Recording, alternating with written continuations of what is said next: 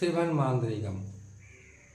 இந்த மாந்திரிகத்தில் தவறான உறவுகளை பிரிப்பது இப்படித்தான். தவறான உறவை பிரிக்கணும்னா அந்த தவறான உறவை பிரித்து இன்னொருத்தருக்கு வசியம் செய்யணும். தவறான உறவை பிரித்து இன்னொருத்தருக்கு வசியம் செய்யணும்னா அது அப்பா அம்மாவாக இருக்கலாம், அண்ணன் தம்பியாக இருக்கலாம், இல்லை கணவனாக இருக்கலாம், மனைவியாக இருக்கலாம். நல்ல உறவை பிரித்து நாசக்கார உறவோடு சேர்க்குற மாதிரி இருக்கக்கூடாது. இப்போது தவறான உறவு எப்படி வருதுன்னு கேட்டிங்கன்னாக்கா, முதல்ல பேசி பழகுவாங்க. அந்த பேசி பழகி நண்பர்களாக இருந்து தவறான உறவுகளாக மாறுறதும் இருக்குது. ஒரு சிலருக்கு காசு பணம் தேவை.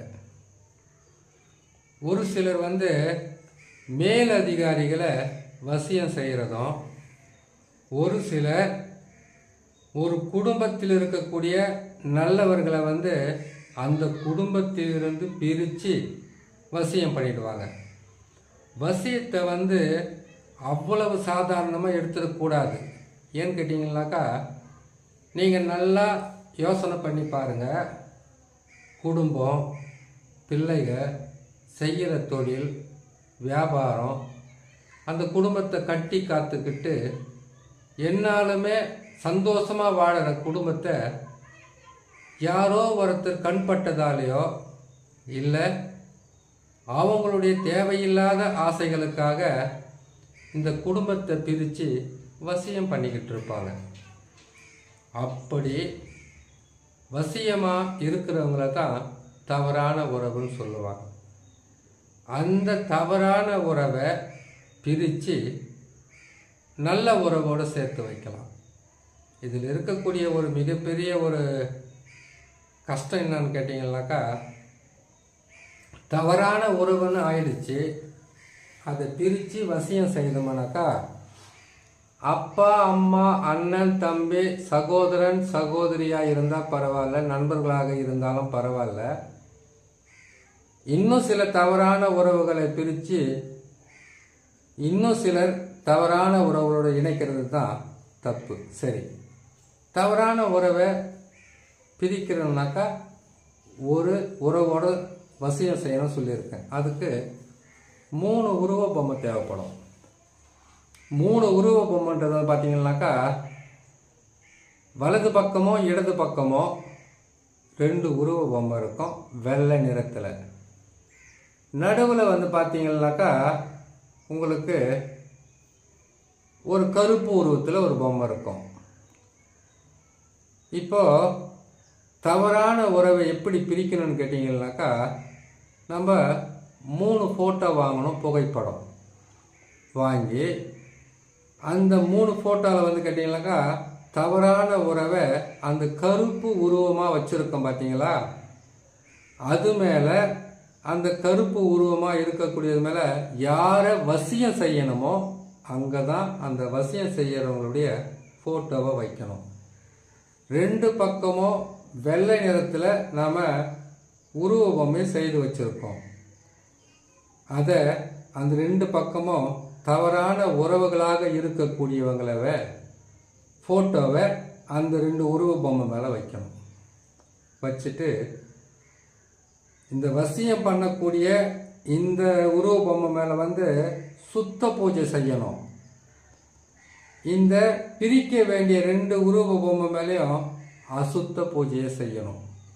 அதான் கோழியை பலி கொடுக்கறது, பன்றியோட ரத்தத்தை பயன்படுத்துறது, அதெல்லாம் ஏற்கனவே பயன்படுத்தி உருவ பொம்மையை வச்சுக்கிட்டு இருந்தாங்கனாக்கா அந்த நேரத்தில் எலுமிச்சை பழமோ இல்லை கல்யாண பூசணிக்காவோ பலி கொடுக்கலாம். இதை 3 மண் பாத்திரம் வாங்கணும். அந்த 3 மண் பாத்திரத்துலேயும் 3 உருவ பொம்மையை வைக்கணும். 3 உருவ பொம்மையை வச்சு இதுக்கு வித்வேஷன மந்திரங்களை பயன்படுத்தணும். வித்வேஷண மந்திரங்களை பயன்படுத்தி அவங்களுக்கு பிரிவினை போடுறது. இப்போது இந்த மந்திரத்தை பயன்படுத்தி யாரை பிரிக்கணுமோ மண் பாத்திரத்தில் அந்த உருவ பொம்மையை எடுத்து வச்சு அதில் ஃபோட்டோவை வச்சு அதுக்கு மேலே வித்வேஷணம் என்று சொல்லக்கூடிய சேர்ந்திருக்கும் இருவரை பிரிக்கக்கூடிய அந்த மந்திரத்தை சொல்லி அதே மந்திரத்தை தகட்டில் எழுதி அந்த தகடை 2 பேருடைய உருவ பொம்மையிலையும் வச்சு அவங்க பிரயோகம் பண்ணிடுவாங்க.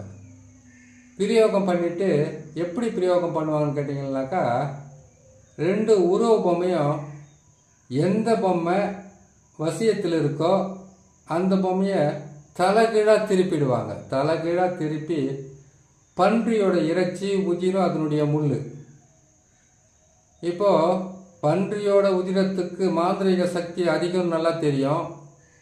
அதில் மாரண மைய சண்டால கரு அப்படின்லாம் குடித்தைலம் அந்த மாதிரி கருக்களை பயன்படுத்தி சொன்ன மாதிரி வித்வேஷண மந்திரங்களை சொல்லி அதுக்கு பிரிவினையை போட்டு 2 பேரும் தவறான உறவு சேர்ந்துருக்காங்க இல்லையா, அந்த உறவு பொம்மையை தலைகீழாக போட்டு மயானத்தில், இடுகாட்டில், சாக்கடை தண்ணியில், அப்புறமா பல வழியிலையும் கெட்ட இடங்களில் பயன்படுத்துவாங்க.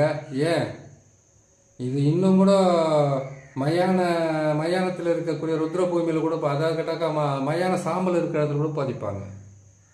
இது இப்படி செய்து இந்த மாதிரி பிரிச்சுட்டு நடுவில் இருக்கக்கூடிய அந்த கருப்பு உருவ பொம்மை மேலே யார் பிரிஞ்சிருக்காங்க பாருங்க, வசியம் பண்ணணும் பார்த்தீங்களா, அந்த உருவ பொம்மையும் இப்போ தவறான உருவை பிரிக்கிறதுக்கு 2 பேருக்கும் பிரிவினையை போட்டு அந்த உருவ பொம்மையை தலைகீழாக மாற்றி கொண்டு போய் புதைச்சி எரித்து உடச்சிட்டு வந்துடுவாங்க. அதுக்கு தேவை பன்றியோட ரத்தம், பன்றியோட அதுக்கப்புறம் அதனுடைய முள்ளெல்லாம் தேவைப்படுதுன்னு சொல்லியிருக்கேன் இல்லையா.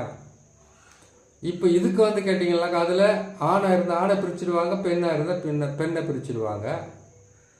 அதுக்கப்புறமா தான் இந்த வசியத்துக்கு தேவையான 2 பேருடைய ஃபோட்டோவை வச்சு இதுக்கு வசிய மந்திரங்களை சொல்லி அந்த வசிய மந்திரங்களை அதில் பயன்படுத்தி 2 பேருடைய உருவத்தையும் ஒன்றா சேர்ப்பாங்க. இப்போ உருவ பொம்மை ஃபோட்டோ இருக்குது, உருவ ஃபோட்டோ இருக்குது, அந்த 2 ஃபோட்டோவை 2 உருவமும் ஒன்றா சேர்ற மாதிரி வைப்போம் இல்லையா, அந்த மாதிரி ஒன்றா சேர்த்து அதுக்கு வசிய சக்கரத்தை போட்டு வசிய மந்திரங்களை பயன்படுத்தி அதுக்கப்புறமா இதுக்கு உண்டான வழிகளை செய்து அதுக்கு உண்டான பூஜை புனஸ்காரம் செய்து அதுக்கப்புறமா இந்த பிரிவினைக்கு இந்த எலுமிச்சை பழம், முட்டை, அந்த பிரிவினைக்கு உண்டான தகடு, அதுக்கு உண்டான மை அதை பயன்படுத்தி அதை பிரித்து கொண்டு போயிட்டு மயானத்தில் பிரித்து எடுத்துருவாங்க.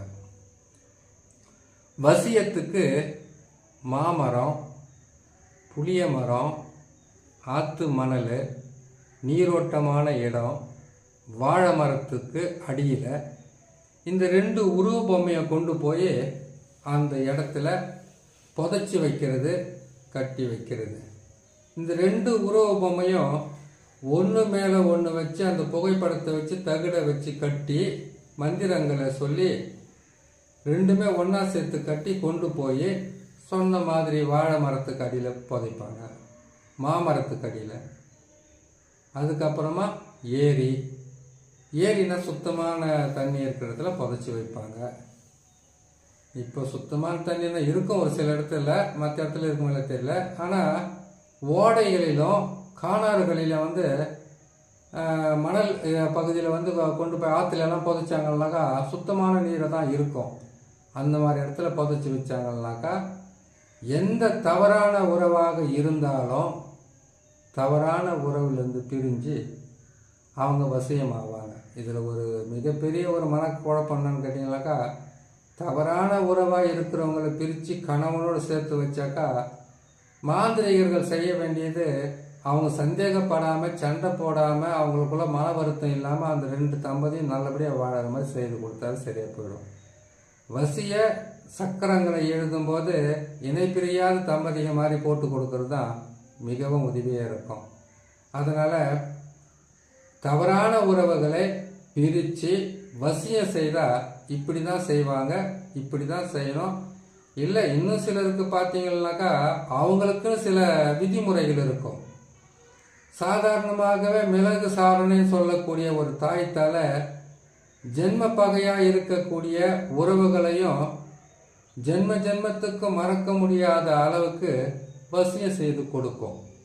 அது இன்னொரு பதிவில் பார்க்கலாம். தவறான உறவுகளை பிரித்து வசியம் செய்கிறது இப்படி தான் சொல்லி இன்னொரு நல்ல பதிவில் உங்களை நான் சந்திக்கிறேன்.